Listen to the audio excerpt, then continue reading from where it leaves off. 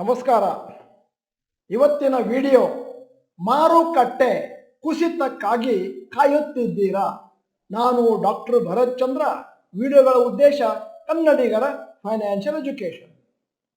October ನವೆಂಬರ್ನಲ್ಲಿ Nifty 10% ಕೆಳಗೆ ಬಿದ್ದಿತ್ತು. ಲಾಂಗ್ ಟರ್ಮ್ ಇನ್ವೆಸ್ಟರ್ಸ್ಗೆ ಅಂದರೆ ದೀರ್ಘಕಾಲದ ಹೂಡಿಕೆ ಮಾಡುವವರಿಗೆ 5, 10, 15, 20, 25 ವರ್ಷ ಹೂಡಿಕೆ ಮಾಡುವವರಿಗೆ ಅದು ಒಂದು ಒಳ್ಳೆಯ ಸನ್ನಿಹಿತವಾದಂಥ ಕಾಲವಾಗಿತ್ತು ಹಣವನ್ನು ಹೂಡಲಿಕ್ಕೆ. ಬಹಳಷ್ಟು ಜನ ನನಗೆ ಗೊತ್ತಿರುವವರು, ನಮ್ಮ ಚಾನೆಲ್ ಮೆಂಬರ್ಸು, ಡಾಕ್ಟರ್ ಭರತ್ ಚಂದ್ರ ಗ್ರಾಜ್ಯುಯೇಟ್ಸ್ ಆ ಸಮಯದಲ್ಲಿ ಒಂದಿಷ್ಟು ಹಣವನ್ನು ಷೇರು ಮಾರುಕಟ್ಟೆಯಲ್ಲಿ ತೊಡಗಿಸಿದ್ದಾರೆ. ಇನ್ನೊಂದಷ್ಟು ಜನ ಕಾಯ್ತಾ ಇದ್ದಾರೆ, ಮಾರುಕಟ್ಟೆ ಮತ್ತೊಂದಷ್ಟು ಕೆಳಗೆ ಬಿದ್ದ ಮೇಲೆ ಷೇರುಗಳನ್ನು ಕೊಳ್ಳುತ್ತೇನೆ. ಕಳೆದ 2 ವಾರದಿಂದ ಮಾರುಕಟ್ಟೆಯಲ್ಲಿ ನಿಫ್ಟಿಯಲ್ಲಿ ಒಂದಷ್ಟು ವ್ಯಾಲಿ ಬಂದಿದೆ, 6% ಮೇಲಕ್ಕೆ ಹೋಗಿದೆ ಮತ್ತು ಆಲ್ಮೋಸ್ಟ್ ಕ್ಲೋಸ್ ಇದೆ ಆಲ್ ಟೈಮ್ ಹೈಗೆ ಒನ್ಸ್ ಅಗೇನ್. ನಮ್ಮ ಕಮೆಂಟ್ ಬಾಕ್ಸ್ಗಳಲ್ಲಿ ಬಹಳಷ್ಟು ಜನ ಕಮೆಂಟನ್ನು ಅಪ್ಲೋಡ್ ಮಾಡಿದ್ದಾರೆ. ಮಾರುಕಟ್ಟೆ ಕೆಳಗೆ ಬಿದ್ದಾಗ ಅದರ ಸದುಪಯೋಗವನ್ನು ನಾವು ಮಾಡಿಕೊಳ್ಳಿಲ್ಲ, ಇನ್ನೊಮ್ಮೆ ಮಾರುಕಟ್ಟೆ ಯಾವಾಗ ಬೀಳುತ್ತೆ ಅಂತ ಕೇಳ್ತಾ ಇದ್ದಾರೆ. ಯಾಕಂದರೆ ಲಂಸಮ್ ಹಣವನ್ನು ಹಾಕಲಿಕ್ಕೆ ಅಂತ ಕಾಯ್ತಾ ಇದ್ದೇನೆ. ಈ ರೀತಿ ಲಂಸಮ್ ಹಣವನ್ನು ಇಟ್ಟುಕೊಂಡು ಮಾರುಕಟ್ಟೆ ಕೆಳಗೆ ಬಿದ್ದಾಗ ಹಾಕ್ತೇನೆ ಅಂತ ಕಾಯ್ತಾ ಇರುವವರು ಬಹಳ ಜನ ಇದ್ದಾರೆ ಮತ್ತು ಅವರು ಕಾಯ್ತಾ ಇರೋದು ಒಂದು ಪರ್ಟಿಕ್ಯುಲರ್ ಲೆವೆಲ್ ಮಾರುಕಟ್ಟೆ ಬರಲಿ ಅಂತ. ನಿಮಗೆಲ್ಲ ತಿಳಿದ ಹಾಗೆ ಮಾರುಕಟ್ಟೆ ಸ್ಟ್ರೇಟ್ ಲೈನಲ್ಲಿ ಮೇಲೆ ಹೋಗೋದಿಲ್ಲ, ಸ್ಟ್ರೇಟ್ ಲೈನಲ್ಲಿ ಕೆಳಗೆ ಬರೋದಿಲ್ಲ, ಸಮುದ್ರದ ಅಲೆಗಳಂತೆ ಮೇಲೆ ಕೆಳಗೆ ಹೋಗ್ತಾ ಇರುತ್ತೆ. ಅದರಿಂದಾಗಿ ನೀವೇನಾದರೂ ನಿರ್ದಿಷ್ಟವಾದ ಲೆವೆಲ್ ಬರೋವರೆಗೆ ಕಾಯ್ತೀನಿ ಅಂತಂದ್ರೆ ಅದಕ್ಕೆ ಟೈಮಿಂಗ್ ದ ಮಾರ್ಕೆಟ್ ಅಂತ ಕರೀತಾರೆ. ದೀರ್ಘಾವಧಿ ಹೂಡಿಕೆದಾರರಿಗೆ ಒಂದಷ್ಟು ಅಂಕಿ ಅಂಶಗಳನ್ನು ಕೊಡ್ತಾ ಇದ್ದೇನೆ, ದಯವಿಟ್ಟು ಗಮನವಿಟ್ಟು ಕೇಳಿ. 10% fall to the highest level once in year ಆಗುತ್ತೆ. B 20% fall to the highest level once in 2 to 3 years ಆಗುತ್ತೆ. C 30% ಫಾಲ್ ಹೈಯೆಸ್ಟ್ ಲೆವೆಲ್ ಇಂದ ಒನ್ಸ್ ಇನ್ 5 to 10 years ಆಗುತ್ತೆ. ಮತ್ತು D 50% fall to the highest level once in 15 to 20 years. ಇದಕ್ಕೆ ಪುರಾವೆಯಾಗಿ ನಿಮ್ಮ ಮುಂದೆ ನಿಫ್ಟಿಯ graph ಅನ್ನು ಇಟ್ಟಿದ್ದೇನೆ. Nifty 50 graph 2019 to 24. ಮಾರ್ಚ್ 2020ಯಲ್ಲಿ -38%, ಅಕ್ಟೋಬರ್ 2021 ಅಲ್ಲಿ -16%, ನವೆಂಬರ್ 2022 ಅಲ್ಲಿ -10%, ಅಕ್ಟೋಬರ್ 2024 ಅಲ್ಲಿ -10%.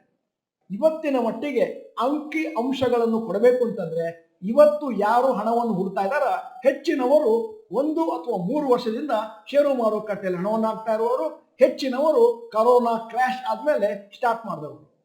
ಈ ರೀತಿ ಇತ್ತೀಚಿನ ದಿನಗಳಲ್ಲಿ ಷೇರು ಮಾರುಕಟ್ಟೆಯಲ್ಲಿ ಹಣವನ್ನು ಹೂಡಲಿಕ್ಕೆ ಪ್ರಾರಂಭ ಮಾಡಿದವರು ಕೊರೋನಾದಲ್ಲಿ ಫೆಬ್ರವರಿ ಮಾರ್ಚ್ 2020ಯಲ್ಲಿ ಅದೇನು ದೊಡ್ಡ ಕುಸಿತ ಆಗಿತ್ತೋ ಅದರ ಬಗ್ಗೆ ಕೇಳಿದ್ದಾರೆ, ಅದರ ಬಗ್ಗೆ ಅನುಭವವನ್ನು ಹೊಂದಿಲ್ಲ.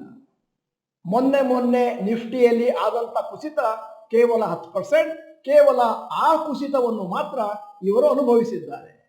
ನೀವೇನಾದರೂ ನನಗೆ ಪ್ರಶ್ನೆಯನ್ನು ಕೇಳಿದ್ರೆ ಮುಂದಿನ ದಿನಗಳಲ್ಲಿ ಮಾರುಕಟ್ಟೆ ಮೇಲಕ್ಕೆ ಹೋಗುತ್ತೋ ಕೆಳಕ್ಕೆ ಹೋಗುತ್ತೋ ಅದಕ್ಕೆ ಉತ್ತರವನ್ನು ಕೊಡಲಿಕ್ಕೆ ನಾನು ಅಸಮರ್ಥ. ಯಾಕಂದ್ರೆ ಮಾರುಕಟ್ಟೆ ಬಗ್ಗೆ ಭವಿಷ್ಯವನ್ನು ನುಡಿಯುವುದು ಕಷ್ಟ. ಏನಿದ್ದರೂ ಕೂಡ ಮಾರುಕಟ್ಟೆಯಲ್ಲಿ ಯಾವ ತರ ಕುಸಿತ ಆದರೆ ಅಥವಾ ಯಾವ ತರ ಚೇತರಿಕೆ ಆದರೆ ನಾನು ಏನು ಕ್ರಮಗಳನ್ನು ಕೈಗೊಳ್ಳುತ್ತೇನೆ ಅನ್ನುವುದನ್ನು ಮಾತ್ರ ನಿರ್ಧಾರ ಮಾಡಲಿಕ್ಕೆ ಬರುತ್ತೆ. ವರ್ಷಕ್ಕೊಮ್ಮೆ ಮಾರುಕಟ್ಟೆಯಲ್ಲಿ 10% ಕುಸಿತ ಬರಬಹುದು ಅಂತ ನಾವು ಹಿಂದಿನ ದಿನಗಳ ಅಂಕಿಅಂಶಗಳಿಂದ ಹೇಳಿದ್ದೇವೆ. ಆ 10% ಈ ವರ್ಷ ಈಗಾಗಲೇ ಬಿದ್ದಾಗಿದೆ. ಮಾರುಕಟ್ಟೆ 10% ಕುಸಿತವನ್ನು ಕಂಡ ಮೇಲೆಯೂ ಇನ್ನಷ್ಟು ಕೆಳಗೆ ಹೋಗುತ್ತೆ ಅಂತ ಕಾಯ್ತಾ ಇದ್ದವರಿಗೆ ಈಗ ಪಶ್ಚಾತ್ತಾಪ ಆಗಿದೆ. ಆಗಲೇ ಹಣವನ್ನು ಹಾಕಬೇಕಾಗಿತ್ತು, ಒಂದಷ್ಟು ಚೇತರಿಕೆಯನ್ನು ನನ್ನ ಹಣ ಕಾಣಬಹುದಾಗಿತ್ತು. ನಾವು ನಮ್ಮ ಕಾರ್ಯಾಗಾರಗಳಲ್ಲಿ ಕಳೆದ 25 ವರ್ಷದಿಂದ ಹೇಳ್ತಾ ಬರ್ತಾ ಇರುವಂತಹ ವಿಚಾರ ಏನು ಅಂತಂದ್ರೆ, ಯಾವುದೇ ಒಂದು ಪರ್ಟಿಕ್ಯುಲರ್ ಲೆವೆಲಿಗಾಗಿ ಕಾಯಬೇಡಿ. ನಿಫ್ಟಿಯಲ್ಲಿ ನೀವು ಸ್ಟ್ಯಾಗರ್ಡ್ ಮ್ಯಾನರ್ SIP ಪ್ರಕಾರ, SIP ಪ್ರಕಾರ ಷೇರಿನಲ್ಲಿ, ಮ್ಯೂಚುವಲ್ ಫಂಡ್ ಅಲ್ಲಿ ಹಣವನ್ನು ಹೂಡ್ತಾ ಹೋಗಿ ಇದೇ ಲೋಯೆಸ್ಟ್ ಪ್ರೈಸ್, ಇದೇ ಹೈಯೆಸ್ಟ್ ಪ್ರೈಸ್ ಅಂತ ಗೆಸ್ ಮಾಡ್ಲಿಕ್ಕೆ ಹೋಗಬೇಡಿ. ಮಳೆ ಬರಲಿ, ಬಿಸಿಲು ಬರಲಿ, ಗುಡುಗಿರಲಿ, ಮಿಂಚಿರಲಿ, ಅರ್ಥಕ್ವೇಕೆ ಆಗಲಿ, SIP ಮತ್ತು SIPನ ಮಾಡೋದನ್ನು ಮರಿಬೇಡಿ. ಷೇರು ಮಾರುಕಟ್ಟೆಯಲ್ಲಿ ಲಂಸಮ್ ಹಣವನ್ನು ಹೂಡ್ಲಿಕ್ಕೆ ಅಂತ ಕಾಯ್ತಾ ಇದ್ದವರು ಒಂದು ತಪ್ಪನ್ನು ಮಾಡ್ತಾರೆ. ಅವರು ಅವರ ಹಣವನ್ನು ಹಿಡ್ಕೊಂಡು ಕೂತಿರ್ತಾರೆ, ಇನ್ನೇನು ಬಾಟಮ್ ಬಂದ ಮೇಲೆ ಹಣವನ್ನು ಹಾಕ್ತೇನೆ. ಅಲ್ಲಿಗೆ ಅದು ಬಾಟಮ್ ಬಂದು ಮೇನ್ ಹೋಗ್ಲಿಕ್ಕೆ ಶುರುವಾಗುತ್ತೆ. ಆವಾಗ ನಿಮಗೆ ಪಶ್ಚಾತ್ತಾಪ ಆಗುತ್ತೆ, ಈ ಮೊದಲೇ ಹಣವನ್ನು ಹಾಕಬೇಕಾಗಿತ್ತು.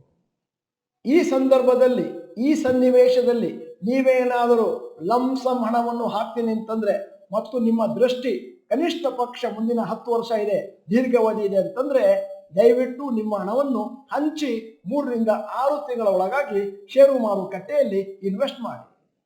ನಿಮ್ಮ ಲಂಸಮ್ ಅಮೌಂಟ್ 2-3 ಲಕ್ಷ ಅಂತಾದ್ರೆ ಬಹುಶಃ 2-3 ತಿಂಗಳು ತಗೊಳ್ಬೋದು. ಅದರಿಂದ ಜಾಸ್ತಿ ಆಯ್ತು ಅಂತಂದ್ರೆ 6 ರಿಂದ 8 ತಿಂಗಳು ಅದನ್ನು ಇನ್ಸ್ಟಾಲ್ಮೆಂಟ್ ಅಲ್ಲಿ ಷೇರು ಮಾರುಕಟ್ಟೆಯಲ್ಲಿ ಹಾಕ್ತಾ ಹೋಗಿ, ಮಾರುಕಟ್ಟೆ ಕೆಳಗೋಯ್ತು ಮೇಲೋಯ್ತು ಅನ್ನುವ ಚಿಂತೆ ನಿಮ್ಮಲ್ಲಿ ಇರದೇ ಇರಲಿ. ಅಂಕಿ ಅಂಶಗಳು ಒಂದು ವಾಸ್ತವ ವಿಚಾರವನ್ನು ತಿಳಿಸ್ತವೆ. ಅದೇನು ಅಂತಂದ್ರೆ, ಹೆಚ್ಚಿನ ಹೂಡಿಕೆದಾರರು ಕಾಯ್ತಾ ಇರ್ತಾರೆ ಮಾರುಕಟ್ಟೆ ಕ್ರ್ಯಾಶ್ ಆಗಲಿ, ಮತ್ತೆ ಹಣವನ್ನು ಹಾಕೋದಿಲ್ಲ, ಇದೀಗ ಹೈಯೆಸ್ಟ್ ಲೆವೆಲ್ ಇದೆ ಅಂತ.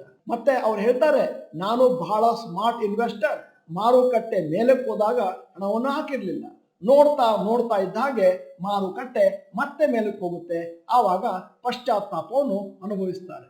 ಈ ರೀತಿ ಲಂಸಮ್ ಹಣವನ್ನು ತಮ್ಮಲ್ಲಿಟ್ಕೊಂಡು ಮಾರುಕಟ್ಟೆ ಕ್ರ್ಯಾಶ್ ಆದಾಗ, ಕುಸಿತವನ್ನು ಕಂಡಾಗ ಹಾಕ್ತೇನೆ ಅಂತ ಕಾಯ್ತಾ ಇರುವವರು ಎಂದಿಗೂ ಕೂಡ ತಮ್ಮ ಫುಲ್ ಸಾಮರ್ಥ್ಯದ ಹಣವನ್ನು ಷೇರು ಮಾರುಕಟ್ಟೆಯಲ್ಲಿ ಹಾಕೋದಿಲ್ಲ. ಮುಂದೆ ಪಶ್ಚಾತ್ತಾಪವನ್ನು ಅನುಭವಿಸ್ತಾರೆ, ಅವರಿಗೆ ಹಣವನ್ನು ಹೂಡಲಿಕ್ಕೆ ಮುಹೂರ್ತವೇ ಸಿಕ್ಕುವುದಿಲ್ಲ. ಈ ಅಕ್ಟೋಬರ್ ನವೆಂಬರ್ನಲ್ಲಿ ಮಾರುಕಟ್ಟೆ ಕುಸಿತವನ್ನು ಕಂಡಾಗ ಹಣವನ್ನು ಹಾಕದೇ ಇದ್ದವರು ಈಗಾಗಲೇ ಅರ್ಥ ಮಾಡ್ಕೊಂಡಿದ್ದಾರೆ, ಏನು ತಪ್ಪನ್ನು ಮಾಡಿದ್ದಾರೆ.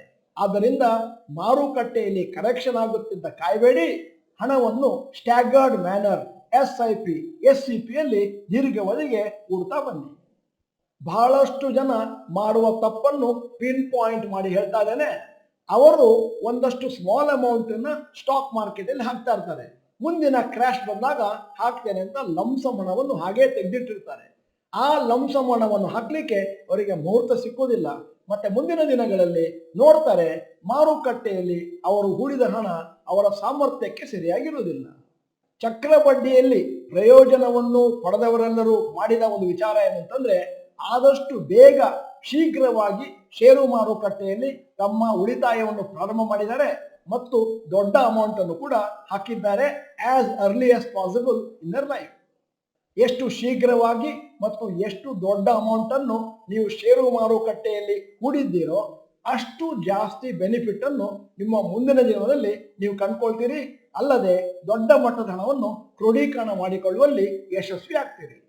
ವಿಡಿಯೋದ ಕೊನೆಯಲ್ಲಿ ಇವತ್ತಿನ ವಿಡಿಯೋಗೆ ಸಂಬಂಧಪಟ್ಟ ಹಾಗೆ ಒಂದು ಪ್ರಶ್ನೆ ಕೇಳ್ತಾ ಇದ್ದೇನೆ. ಅಕ್ಟೋಬರ್ ನವೆಂಬರ್ ತಿಂಗಳಲ್ಲಿ ಹಣವನ್ನು ಹಾಕದೇ ಇದ್ದದಕ್ಕೆ ಪಶ್ಚಾತ್ತಾಪ ಈಗ ಆಗ್ತಾ ಇದೆಯಾ? ಎಸ್ ಅಥವಾ ನೋ ಅಂತ ಟೈಪ್ ಮಾಡಿ. ನೀವು ಡಾಕ್ಟರ್ ಭರತ್ ಚಂದ್ರ ಇನ್ಸ್ಟಿಟ್ಯೂಟ್ ಕನ್ನಡ ಚಾನೆಲ್ ಮೆಂಬರ್ ಅಲ್ಲ ಅಂತಂದ್ರೆ ಇದೀಗ ಸಮಯ ಸಬ್ಸ್ಕ್ರಿಪ್ಷನ್ ಬಟನ್, ಬೆಲ್ ಐಕಾನ್ ಒತ್ತಿ.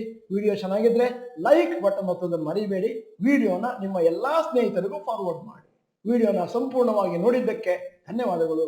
ನಮಸ್ಕಾರ.